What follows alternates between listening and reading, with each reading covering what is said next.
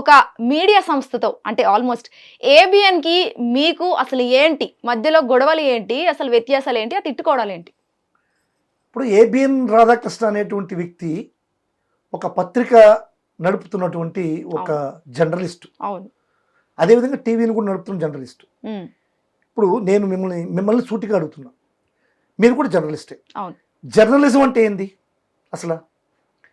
ప్రజల కోసం పోరాడడం, సమాజంలో జరిగేటువంటి తప్పుని, ప్రభుత్వాలు చేసేటువంటి అధికారంలో ఉన్నటువంటి పార్టీలు చేసే తప్పుని ఎత్తి చూపి ప్రజలకి దృష్టికి తీసుకొచ్చి వాటిని గాడిలో పెట్టి పాలనని, అన్యాయాన్ని అడ్డుకునేటువంటి ఒక ఫోర్త్ పిల్లర్ ఆఫ్ ది సొసైటీయే జర్నలిజం. రైట్.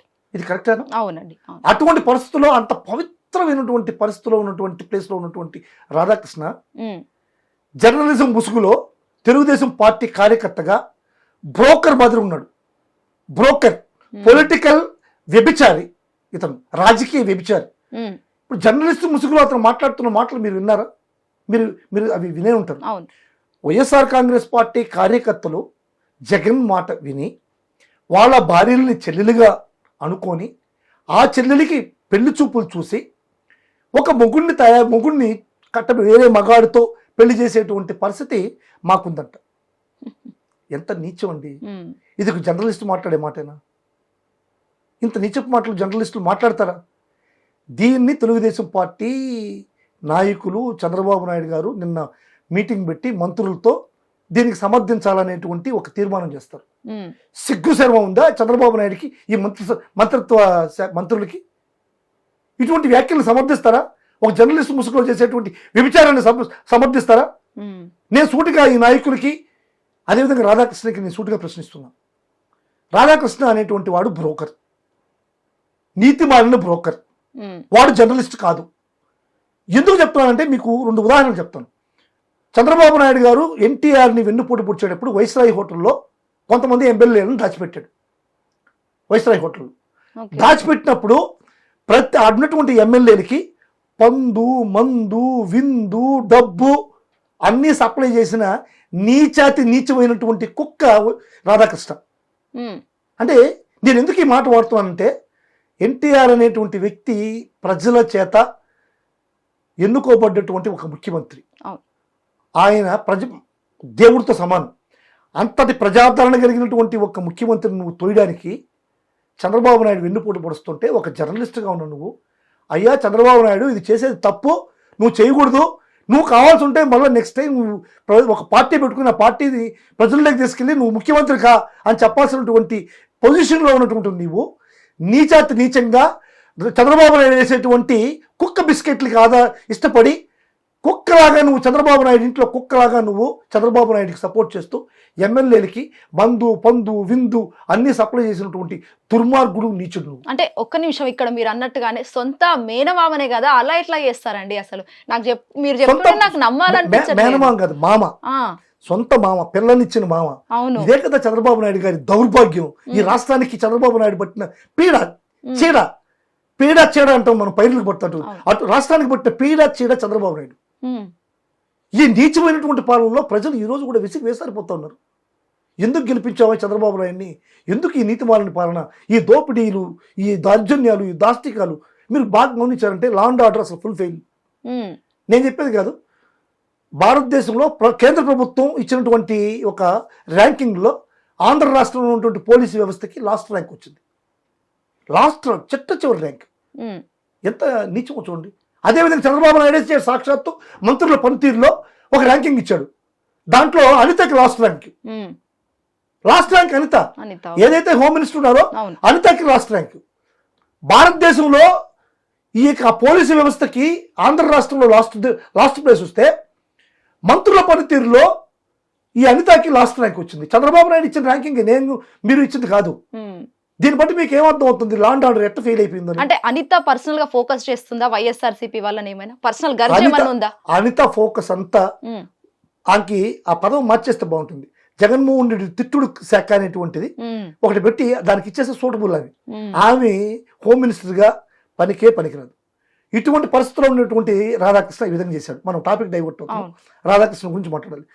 ఆ తర్వాత నరేంద్ర మోడీని గురించి మాట్లాడాడు. నరేంద్ర మోడీ నీచుడు, నరేంద్ర మోడీ టెర్రరిస్టు అని చంద్రబాబు నాయుడు అంటే నరేంద్ర మోడీ నీచుడు టెర్రరిస్టు అని చెప్పి ఒక పెద్ద కథనం రాశాడు. అంటే ఏం చెప్పాడు చంద్రబాబు నాయుడు చెప్పింది రాశాడు. ఆ తర్వాత నరేంద్ర మోడీ పెళ్ళాన్ని చూసుకోలేనాడు, దేశాన్ని నేను చూసుకుంటాడు అని చెప్పారంటే దాన్ని ఒక పెద్ద కథనం రాశాడు, ఆర్టికల్ రాశాడు. ఆ తర్వాత మళ్ళా రాష్ట్రం విడిపోయేటప్పుడు రాష్ట్రానికి ప్రత్యేక హోదా కావాలని చెప్పి చంద్రబాబు నాయుడు చెప్తే ప్రత్యేక హోదా బాగుంటుంది రాష్ట్రానికి అని చెప్పి ఒక కథనం రాశావు.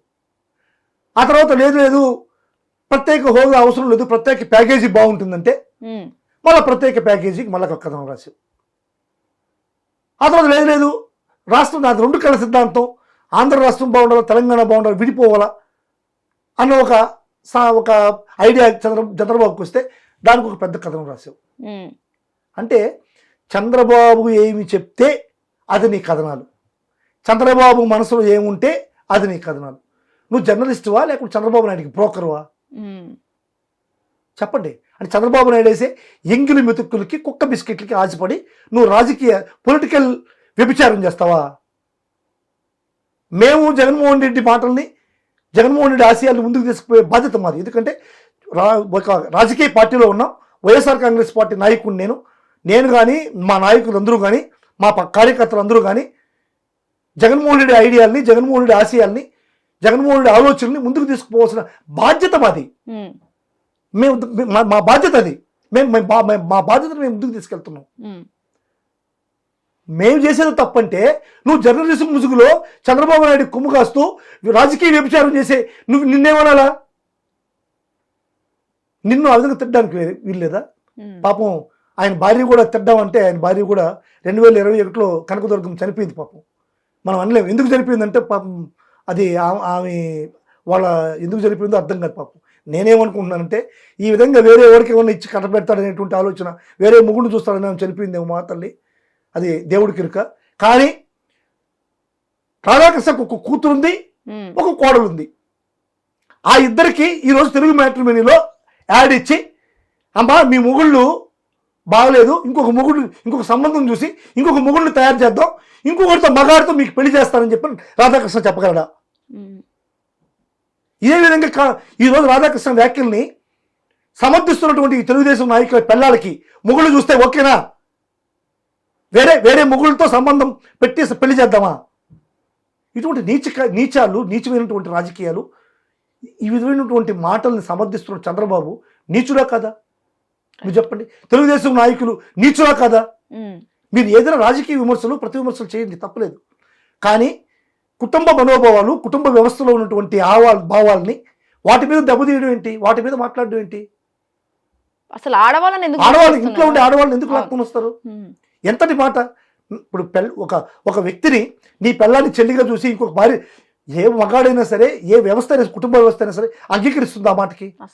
ఇటువంటి నీచమైనటువంటి మాట్లాడిన ఇప్పుడు ఏబిఎన్ రాధాకృష్ణని ఈ తెలుగుదేశం పార్టీ వెంటేసుకుని వస్తుందంటే వీళ్ళు నీచులా, నికృష్టులా, లేకుంటే చీడ పురుగుల సమాజానికి.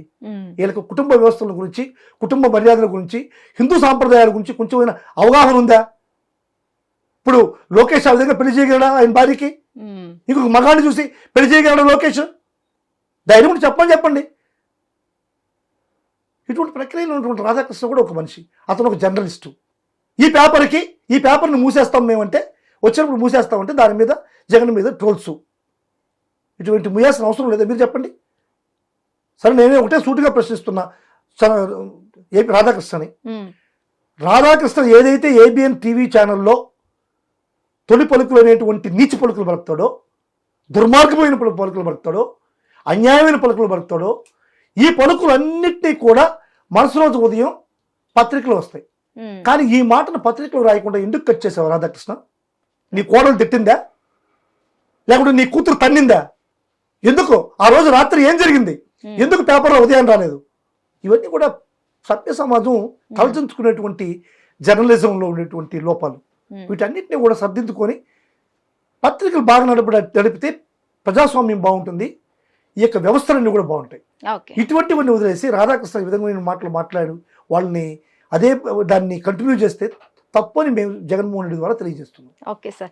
హిట్ టీవీ యాప్ ఇందులో short news, live news, entertainment shows, movies, digital magazines తో పాటు మీ జిల్లా వార్తలను కూడా ఫ్రీగా చూడొచ్చు.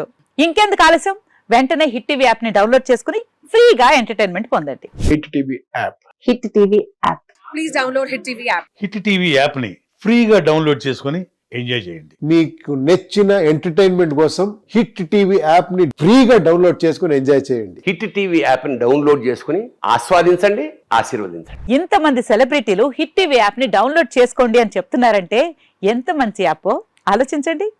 అమెరికా అమెరికా అమెరికా అమెరికాలో చదవాలనుకునే వాళ్ళకి విశ్వసనీయమైన పేరు మన శౌర్య consultancy. UK Law 1 Year Masters. UK Law 1 Year Masters. 2 years work permit up to 5 years visa. Contact Saurya Consultancy. Contact 89851 89851.